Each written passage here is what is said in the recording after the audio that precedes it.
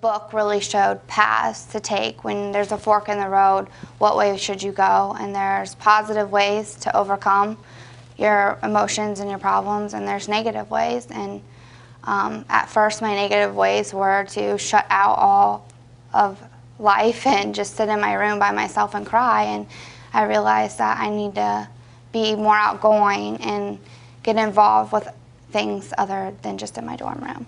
I truly believe that all students can be helped by this course. I don't think it's any particular body of students. I wouldn't say it should just be students on probation or students coming right out of high school. I have all ages, all varieties of students in my classes, and each and every one of them pulled something from it. And most of them recommended that it should be mandatory for all students, because if you're really open to the course material, you really develop a sense of personal responsibility. You learn how to set goals. You also learn interdependence, which many of our older students have never experienced before. They just want to do it all on their own. They don't need anyone's help. And they find out that when you work with other people, it becomes much easier, it becomes more fun, and many brains do the work of one person in half the time. I'm the kind of person who thinks that nobody can help me. You know, it goes along with that negative thinking where you feel hopeless, and employing interdependence forces you to reach out and get help from other people. What invariably happens as the semester wears on, the students don't necessarily buy into the OnCourse principles at first. They might even sound a little bit corny, and they're hearing all this language for the first time. And as the semester wears on, you can see them start to change, and you can hear their language start to change. They'll talk about victims versus creators, or they'll talk about, well, that was my inner critic spouting off there, and I should make wiser choices, things of that nature. And people start hearing it around campus, and I had one counselor in one of the other programs was listening to a student, and she said, "You're in Tom's class, aren't you?" He said, "How'd you know?" He said, "You're talking about wise choices." And sure enough, he was. Many students today do not take responsibility for their lives. The parents will do everything for them. Here, in getting them through OnCourse, it's like a aha moment with my students, because it's like, oh, I never thought of that. I said, right, your mother does it for you all the time, okay? You know, start thinking and taking responsibilities for your actions. What we did was we looked at the self-assessment scores that students do at the beginning of the course and the self-assessment scores they do at the end. And those self-assessment scores are reflecting back to the students where they are in their personal growth related to the 8 areas that OnCourse addresses. And the students and I were blown away. Their scores from the beginning of the semester to the end doubled, tripled. It's on a score of 1 to 100, so maybe they would have started with a 30 on personal responsibility. I had students who were ending with 70 and 80 at the end of an 8-week course.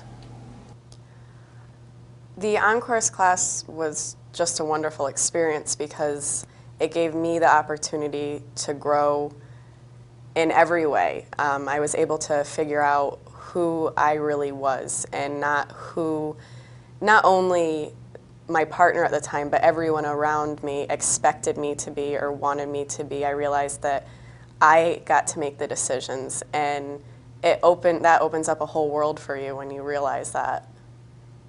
I recently received a letter from a student who wrote a letter for me to receive an award, and it was because of OnCourse in the Success Strategies class. He was a 9th grade dropout, the letter said. He took the GED, went into his career, but ended up at the age of 39 back in college with really not much self-confidence. He didn't think he'd be able to do it. He did okay in his courses, but math was really the one that, you know, drummed him down. He had to take prep math, and he thought he wasn't going to make it. He said it was through the journaling, learning about inner critic voices, etc. And by me questioning him, you know, is this an excuse or is this a reason? He said he battled back and forth on that until he realized that, you know, these were just kind of thoughts and lies in his head, and that he could do it. So he kept with it. And at the end of the letter, he said, perhaps the greatest compliment I can give to the course and what it offered was that he's now on the dean's list.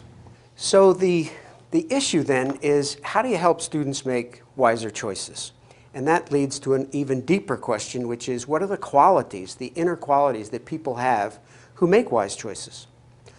So my experience and research over about the last 20 years leads me to believe that there are 8 qualities that seem really critical in determining and shaping the kind of choices that people make. The first of these inner qualities that I think is probably the most foundational is personal responsibility. And this is a belief that I'm in charge of my life, that I'm the person to create the outcomes and experiences that I want, not some other person, not some authority figure, not luck.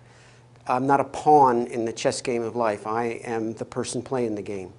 And that foundational belief causes students, or any of us for that matter, to see ourselves as the captain of the ship of our lives. And that makes all the difference in the world, because suddenly I'm making choices that I'm responsible for, and I'm not blaming, complaining about somebody else, or making excuses for why I'm not getting what I want. The second of these inner qualities, I think, is self-motivation. This is the quality that keeps me going, even when I don't feel like it. Towards what? Towards the outcomes and experiences that I want to create in my life. And this is exactly the kind of inner quality that educators love, and they often come across it with students who are returning after having been out of school for a while. But whether it's an older student or whether it's a younger student, that inner drive to keep going and go over obstacles, no matter what gets in their way, is the kind of self-motivation that makes them successful. The third of these qualities is self-management.